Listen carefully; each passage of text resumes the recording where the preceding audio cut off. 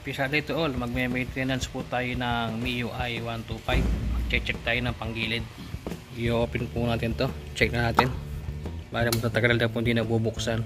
Masilip muna ba kami mga damage. Malinis na rin po.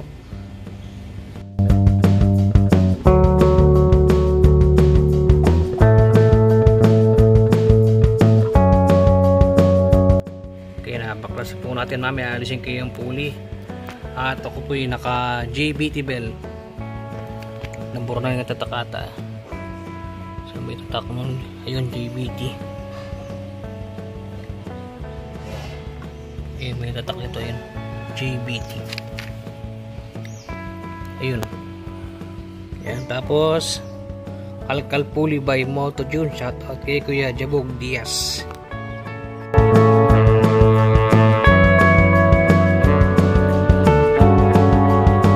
Natanggal na po natin yung pulley Kalkal by Kuya Jabog by Moto Tune. Ito nakita kong problema. Sira na naman yung oil seal ng dyan sa may sigunya na ito, matagas. Problema, Sunday ngayon, wala tayong bibili na kasa. So ibabalik muna natin to, lilinisan lang. O order muna tayo sa Shopee.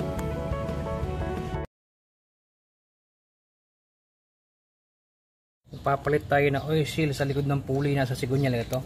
Nakabili ko dito sa shop dito 80, sa Shopee kasi 50 kaya lang di naaabot. So okay naman, di niya makitan. 3 years ata ulit bago tumagas nung nagpalit kami last time. Nabili ko po to sa DNC.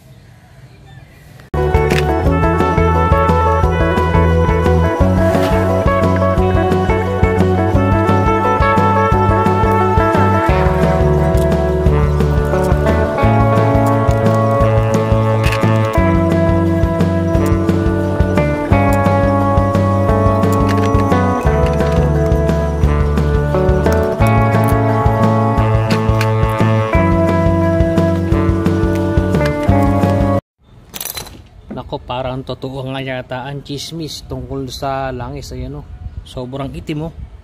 Ayan o, naging sludge. Totoo yata yung chismis. Una di ako naniniwala pero ito o. Tapos teka, alisin ko yung cellphone. Ayun, sobrang itim din ng loob ng makina. Dati naman dito ganun ito nung hindi pa ako nagpapalit ng brand. Ayan, nung na-try ko tong brand na to, ayun, sobrang itim.